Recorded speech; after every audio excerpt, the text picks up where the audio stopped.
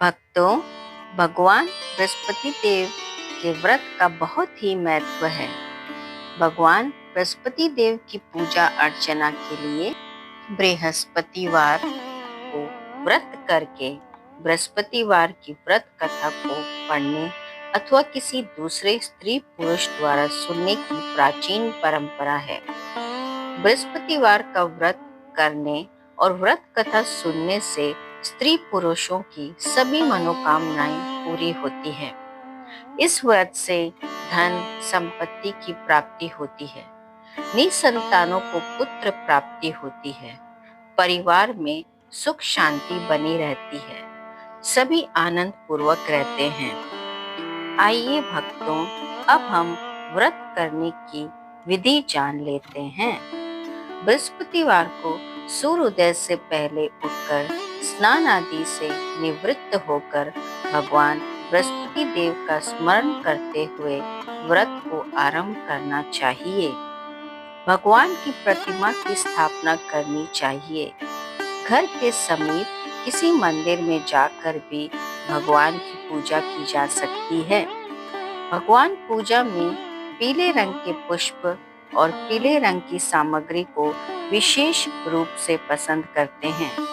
इसलिए स्नान के बाद पीले रंग के वस्त्र धारण करने का विशेष महत्व बताया जाता है।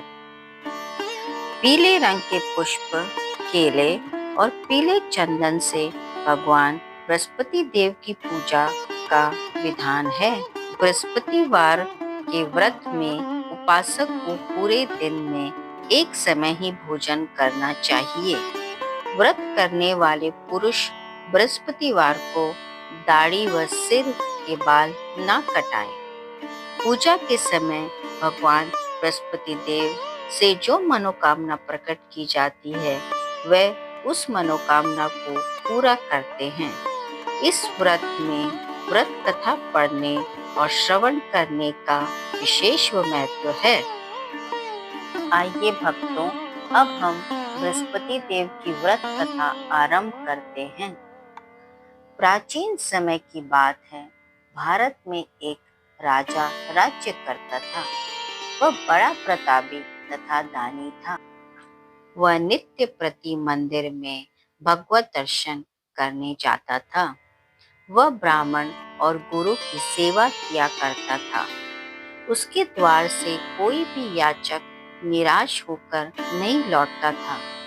वह प्रत्येक गुरुवार को व्रत रखता एवं पूजन करता था। हर दिन गरीबों की सहायता करता था। परंतु ये सब बातें उसकी रानी को अच्छी नहीं लगती थी। वह ना व्रत करती और ना किसी को एक भी पैसा दान में देती थी।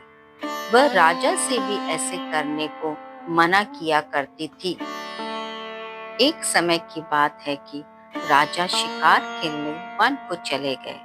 घर पर रानी और दासी थी। उस समय गुरु बृहस्पति साधु का रूप धारण कर राजा के दरवाजे पर भिक्षा मांगने आए। साधु ने रानी से भिक्षा मांगी तो कहने लगी, हे साधु महाराज, मैं इस दान पुण्य से तंग आ गई हूँ। इस कार्य के लिए तो मेरे पति देव ही बहुत है। आप इस प्रकार की कृपा करें कि सारा धन नष्ट हो जाए और मैं आराम से रह सकूं। साधु रूपी बृहस्पति देव ने कहा, हे देवी, तुम बड़ी विचित्र हो। संतान और धन से कोई दुखी नहीं होता। इसको सभी चाहते हैं।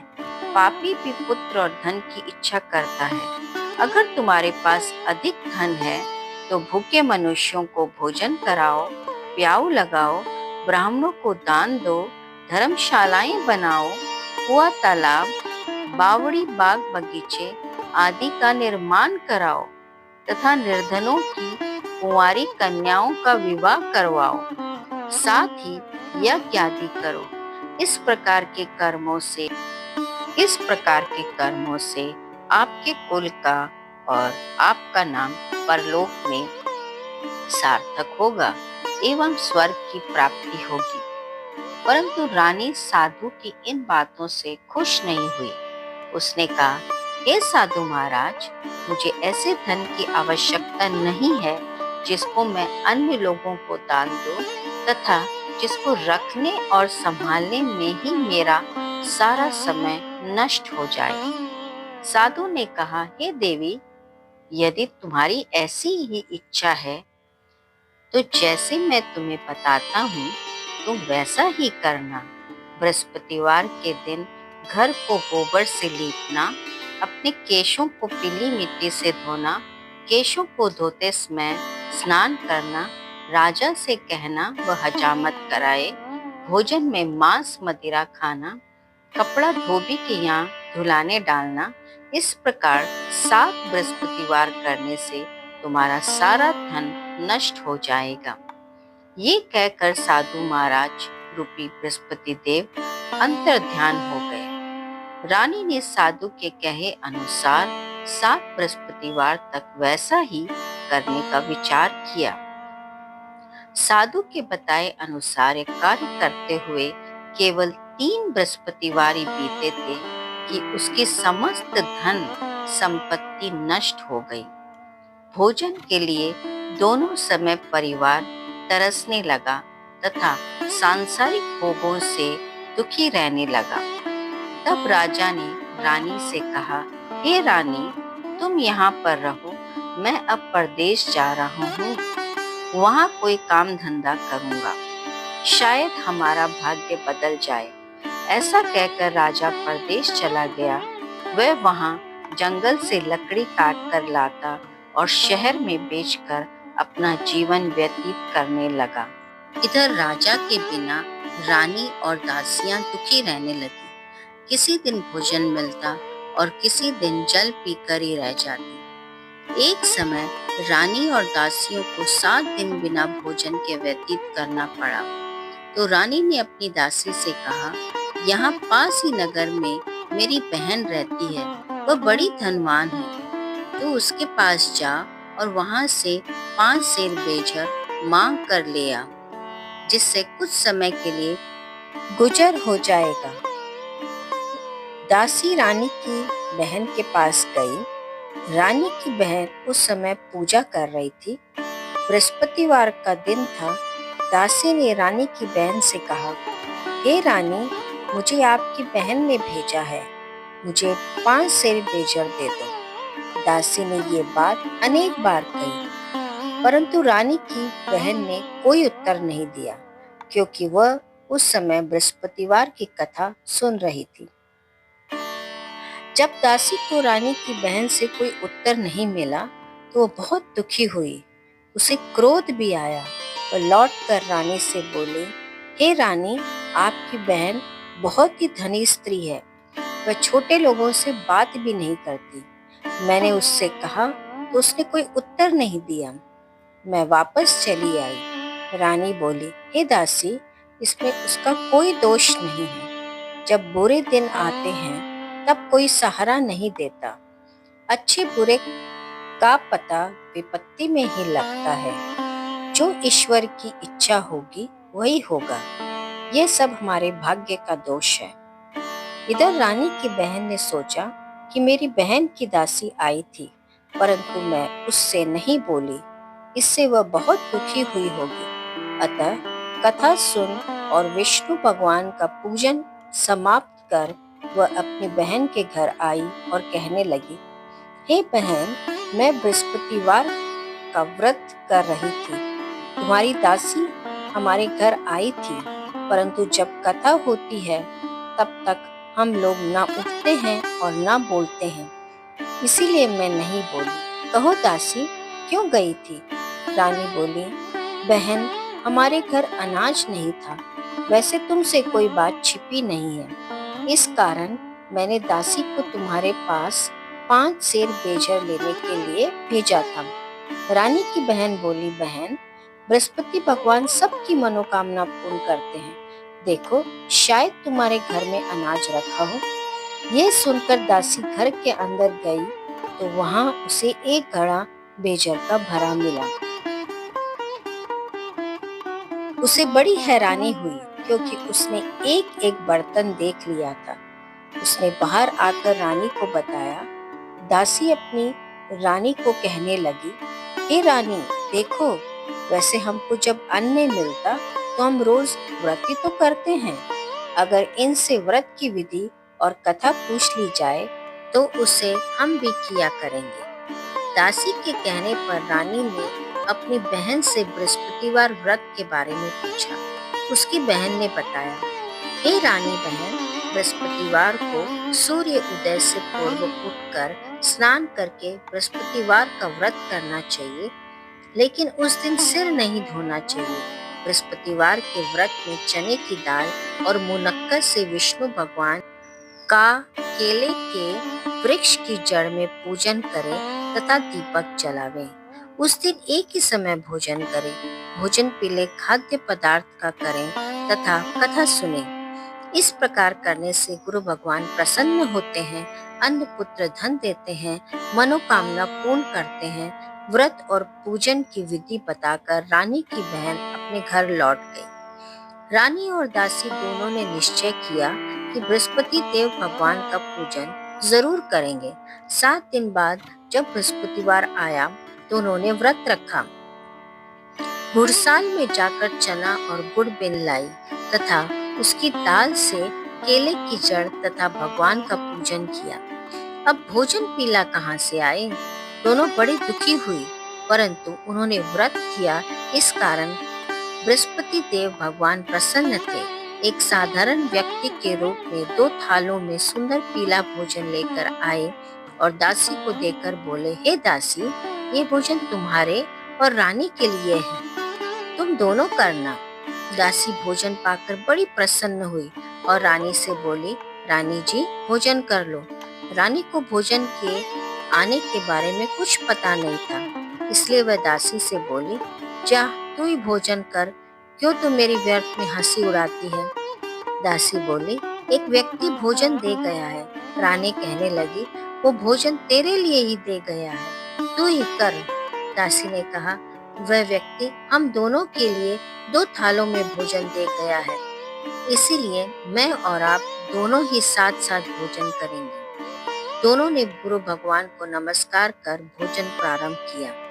उसके बाद से वह प्रत्येक बृहस्पतिवार को गुरु भगवान का व्रत और पूजन करने लगी। बृहस्पति भगवान की कृपा से उसके पास धन हो गया, परंतु रानी फिर से पहले की तरह आलस्य करने लगी। तब दासी बोली, देखो रानी, तुम पहले भी इस प्रकार आलस्य किया करती थी। तुम्हें धन रखने में कष्ट होता था, इस कारण सभी धन नष्ट हो गया। अब गुरु भगवान की कृपा से धन मिला है तो फिर तुम्हें आलस्य होता है। बड़ी मुसीबतों के बाद हमने ये धन पाया है, इसलिए हमें दान पुण्य करना चाहिए। तुम भूखे मनुष्यों को भोजन कराओ, प्याऊ लगाओ, ब्राह्मणों को दान दो, कुआं, तालाब, बावड़ी आदि का निर्माण कराओ, मंदिर, पाठशाला बनवा कर दान दो, कुंवारी कन्याओं का विवाह कराओ। धन को शुभ कर्मों में खर्च करो, जिससे तुम्हारे कुल का यश बढ़े तथा स्वर्ग प्राप्त हो और पितर प्रसन्न हो। दासी की बात मानकर रानी ने इसी प्रकार के कर्म करने प्रारंभ किए, जिससे उनका काफी यश फैलने लगा। एक दिन रानी और दासी आपस में विचार करने लगी कि न जाने राजा किस दशा में होंगे। उनकी कोई खोज खबर भी नहीं है। गुरु भगवान से उन्होंने प्रार्थना की और भगवान ने रात्रि में राजा को स्वप्न में कहा, हे राजा, उठ, तेरी रानी तुझको याद करती है, आप अपने देश को लौट जा। राजा प्रातःकाल उठकर जंगल से लकड़ियां काटकर लाने के लिए जंगल की ओर चल पड़ा। जंगल से गुजरते हुए वह सोचने लगा, रानी की गलती से उसे कितने दुख भोगने पड़े। राजपाट छोड़कर उसे जंगल में आकर रहना पड़ा। जंगल से लकड़ियां काटकर उन्हें बेचकर गुजारा करना पड़ा। उसी समय उस जंगल में बृहस्पति देव एक साधु का रूप धारण करके आए और बोले, हे लकड़ारे, तुम इस सुनसान जंगल में किस चिंता में बैठे हो, मुझे बतलाओ।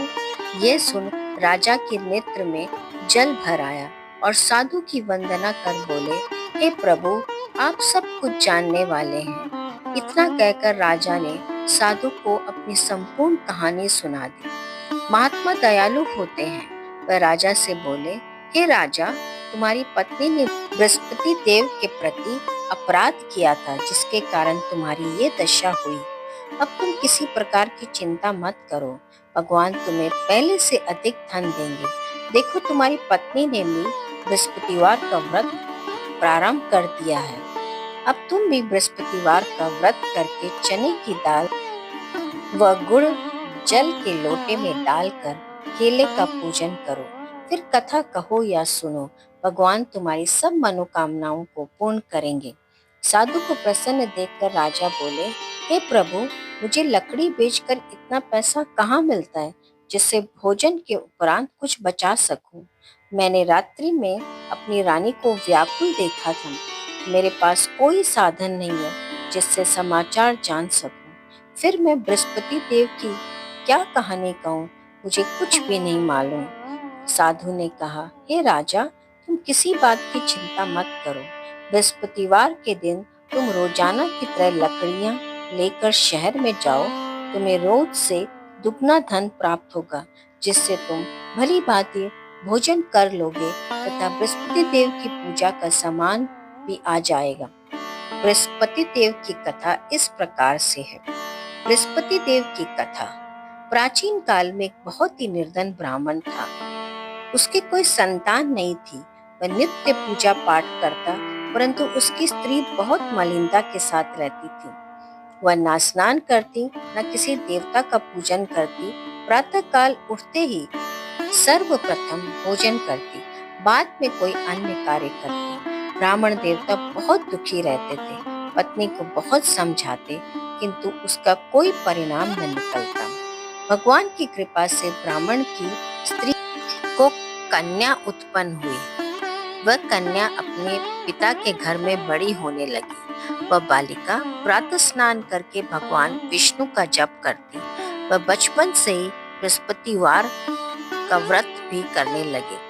पूजा पाठ समाप्त कर स्कूल जाते समय अपनी मुट्ठी में जौ भर कर ले जाती और पाठशाला जाने के मार्ग में डालती जाती। वही जौ स्वर्ण के हो जाते तो लौटते समय उनको बिन कर घर ले आती। एक दिन वह बालिका सूप में उन सोने के जौ को फटक कर साफ कर रही थी। तभी उसकी माँ ने देख लिया और कहा, हे बेटी, सोने की जौ को फटकने के लिए सोने का सूप होना चाहिए। दूसरे दिन गुरुवार था। इसी कन्या ने व्रत रखा और बृहस्पति देव से प्रार्थना करके कहा, हे प्रभु, यदि मैंने सच्चे मन से आपकी पूजा करी हो तो मुझे सोने का सूप दे दो। बृहस्पति देव ने उसकी प्रार्थना स्वीकार कर ली। रोजाना की तरह वह कन्या जौ फैलाते हुए स्कूल चली गई। स्कूल से लौटकर जब वह जौ बीन रही थी तो बृहस्पति देव की कृपा से उसे सोने का सूप मिला। उसे वह घर ले आई और उससे जौ साफ करने लगी, परंतु उसकी माँ का वही ढंग रहा। एक दिन की बात है, वह कन्या सोने की सूप में जौ फटक कर साफ कर रही थी। उसी समय उस नगर का राजकुमार वहां से होकर निकला। इस कन्या के रूप और सोने के सूप में जौ साफ करते देखकर वह उस कन्या पर मोहित हो गया। राजमहल आकर वह भोजन तथा जल त्याग कर उदास होकर लेट गया। राजा को जब राजकुमार द्वारा अन्न जल त्यागने का समाचार ज्ञात हुआ तो अपने मंत्रियों के साथ वह अपने पुत्र के पास गए और बोले, हे पुत्र, तुम्हें किस बात का कष्ट है? किसने तुम्हारा अपमान किया है और कोई कारण है? मुझे बताओ, मैं वही करूंगा जिससे तुम्हें प्रसन्नता हो।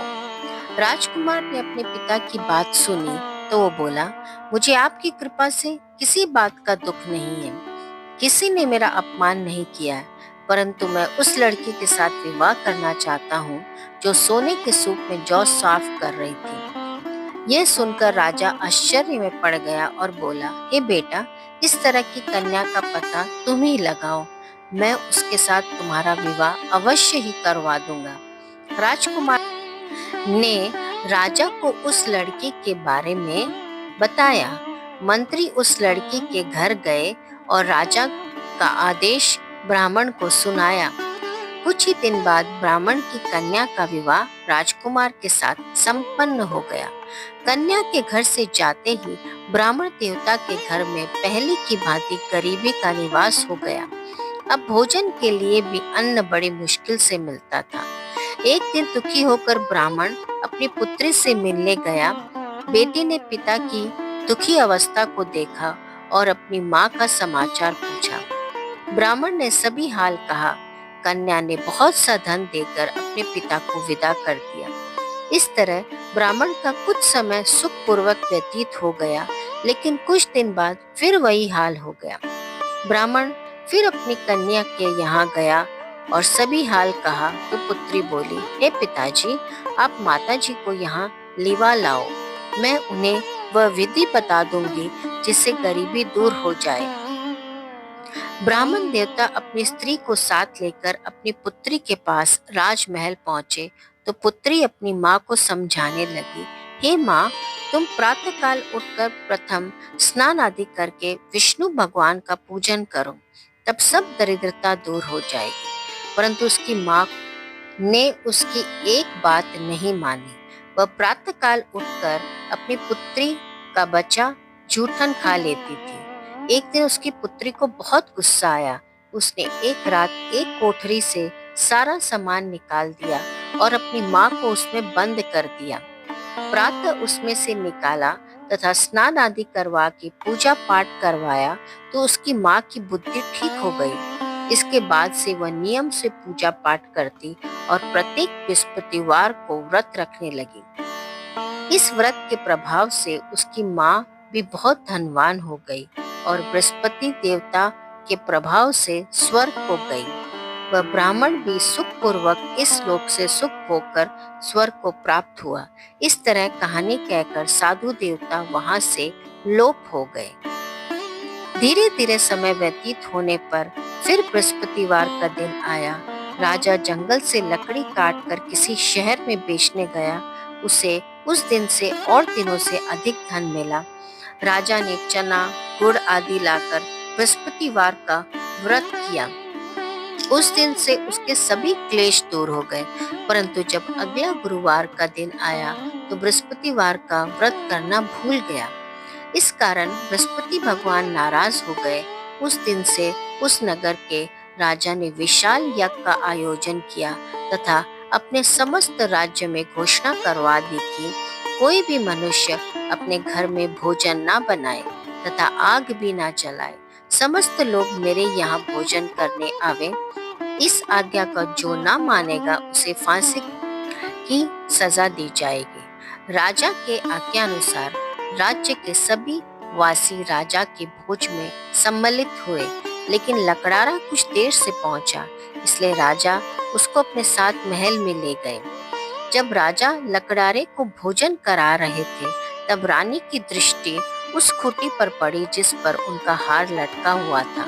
उसे हार खूंटी पर लटका दिखाई नहीं दिया। रानी को निश्चय हो गया कि मेरा हार इसी लकड़ारे ने चुरा लिया है। उसी समय सैनिक बुलवाकर उसको जेल खाने में डलवा दिया। जब लकड़ारा जेल खाने में गया तो बहुत दुखी होकर विचार करने लगा कि ना जाने कौन से पूर्व जन्म के कर्म है कि मुझे ये सब दुख प्राप्त हुआ है, और उसी साधु को याद करने लगा जो जंगल में मिला था।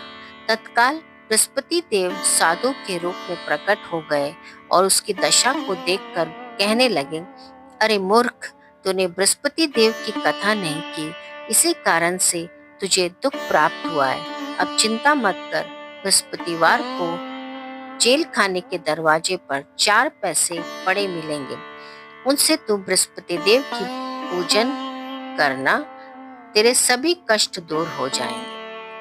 अगले बृहस्पतिवार को उसे जेल के द्वार पर 4 पैसे मिले। राजा ने पूजा का सामान मंगवाकर कथा कही और प्रसाद बांटा। उसी रात्रि को बृहस्पति देव ने उस नगर के राजा को स्वप्न में कहा, हे राजा, तूने जिस आदमी को जेल खाने में बंद कर दिया है वह निर्दोष है, वह राजा है, उसे छोड़ देना। रानी का हार उसी खूंटी पर लटका हुआ है। अगर तू ऐसा नहीं करेगा तो मैं तेरे राज्य को नष्ट कर दूंगा। राजा प्रातःकाल उठा और खूंटी पर हाथ टंगा देखकर लकड़हारे को बुलाकर क्षमा मांगी तथा राजा के योग्य सुंदर वस्त्र आभूषण भेंट कर उसे विदा किया। गुरुदेव की आज्ञा अनुसार राजा अपने नगर को चल दिया। राजा जब नगर के निकट पहुंचा तो उसे बड़ा ही आश्चर्य हुआ।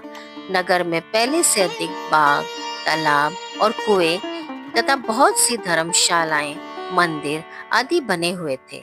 राजा ने पूछा कि ये किसका बाग और धर्मशाला है? तब नगर के सब लोग कहने लगे, ये सब रानी और दासी द्वारा बनाए गए हैं। राजा को आश्चर्य हुआ और गुस्सा भी आया। जब रानी ने खबर सुनी कि राजा आ रहे हैं तो उसने अपनी दासी से कहा, हे दासी देख, राजा हमको कितनी बुरी हालत में छोड़ गए थे। वह हमारी ऐसी हालत देखकर लौट न जाए, इसलिए तू दरवाजे पे खड़ी हो जा। रानी की आज्ञा अनुसार दासी दरवाजे पर खड़ी हो गई। जब राजा आए तो उन्हें अपने साथ महल में लिवा लाई। राजा ने क्रोध करके अपनी तलवार निकाली और रानी से पूछने लगा, बताओ ये धन तुम्हें कैसे प्राप्त हुआ? तब रानी ने बतलाया, हमें ये सब धन बृहस्पति देव के व्रत के प्रभाव से प्राप्त हुआ। राजा ने तब निश्चय किया कि 7 रोज बाद सभी बृहस्पति देव का पूजन करते हैं, परंतु मैं रोजाना दिन में 3 बार कथा कहा करूंगा तथा रोज व्रत किया करूंगा। अब हर समय राजा के दुपट्टे में चने की दाल बंधी रहती तथा दिन में 3 बार कथा कहता। एक रोज राजा ने विचार किया कि चले अपनी बहन के यहाँ हो आए। इस तरह का निश्चय कर राजा घोड़े पर सवार हो अपनी बहन के यहाँ चल दिया। मार्ग में उसने देखा कि कुछ आदमी एक मुर्दे को लिए जा रहे हैं। उन्हें रोककर राजा ने कहा, अरे भाइयों, मेरी बृहस्पतिवार की कथा सुन लो। वह बोले, लो, हमारा तो आदमी मर गया है, इसको अपनी कथा की पड़ी है। परंतु कुछ आदमी बोले, अच्छा कहो, हम तुम्हारी कथा सुनेंगे। राजा ने दाल निकाली और कथा कहानी शुरू कर दी। जब कथा आधी हुई, मुर्दा हिलने लगा और जब कथा समाप्त हुई तब राम राम करते हुए वह मुर्दा खड़ा हो गया। राजा आगे बढ़ा। उसे चलते चलते शाम हो गई। आगे मार्ग में उसे एक किसान खेत में हल चलाता मिला। राजा उससे बोला, अरे भैया, तुम मेरी बृहस्पतिवार की कथा सुन लो। किसान बोला, जब तक मैं तेरी कथा सुनूंगा तब तक 4 हरैया जोत न लूंगा। जा अपनी कथा किसी और को सुना। राजा आगे चलने लगा। राजा के हटते ही बैल पछाड़ कर गिर गए तथा किसान के पेट में जोर से दर्द होने लगा। उसी समय किसान की माँ रोटी लेकर आई। उसने जब ये देखा तो उसने पुत्र से सब हाल पूछा। बेटे ने सभी हाल बता दिया। बुढ़िया दौड़ी दौड़ी उस घुड़सवार के पास गई और उससे बोली, मैं तेरी कथा सुनूंगी, तू अपनी कथा मेरे खेत पर ही चलकर कहना। राजा ने लौटकर बुढ़िया के खेत पर जाकर कथा कही, जिसके सुनते ही बैल खड़े हो गए तथा किसान के पेट का दर्द भी बंद हो गया। राजा अपनी बहन के घर पहुंच गया। बहन ने भाई की खूब मेहमानी की। दूसरे रोज प्रातःकाल राजा जागा तो वह देखने लगा कि सब लोग भोजन कर रहे हैं। राजा ने अपनी बहन से पूछा कि ऐसा कोई मनुष्य नहीं जिसने भोजन नहीं किया हो, तो मेरी बृहस्पतिवार की कथा सुन ले। तो बहन बोली, हे भैया, ये देश ऐसा ही है। पहले यहाँ पर लोग भोजन करते हैं, बाद में अन्य कार्य करते हैं। अगर पड़ोस में कोई हो तो देख आती हूँ। ऐसा कहकर बहन देखने चली, परंतु उसे कोई भी ऐसा व्यक्ति नहीं मिला जिसने भोजन ना किया हो। वह एक कुम्हार के घर गई जिसका लड़का बीमार था।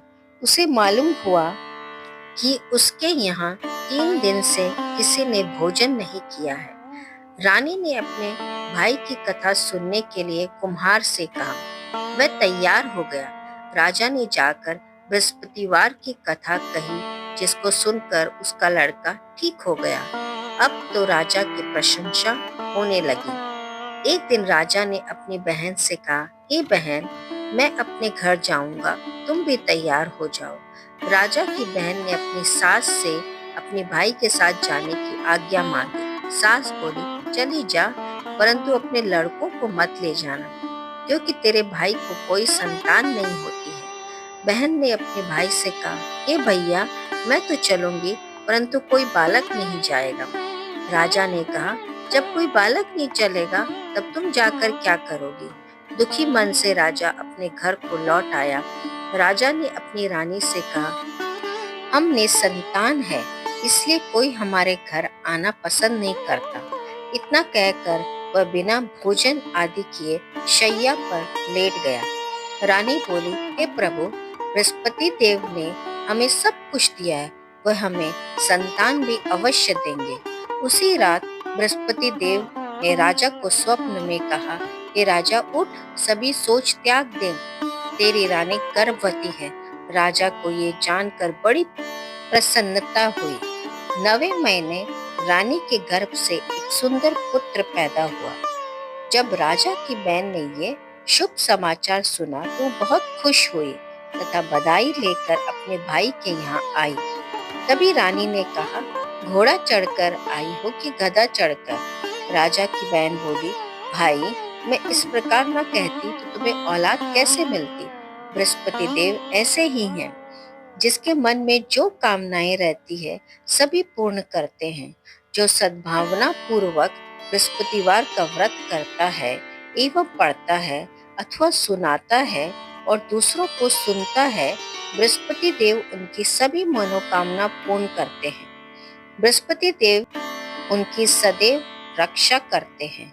जो संसार में सद्भावना व सच्चे हृदय से बृहस्पति देव का पूजन करते हैं, उनकी सभी मनोकामनाएं उसी प्रकार पूर्ण होती है जैसे रानी और राजा ने बृहस्पति देव की कथा का गुणगान किया। उनकी सभी इच्छाएं बृहस्पति देव ने पूर्ण की थी। मनुष्य को हृदय से उनका मनन करते हुए जय जयकार करना चाहिए। बृहस्पति देव की जय हो। भक्तों, ये थी बृहस्पतिवार की व्रत कथा।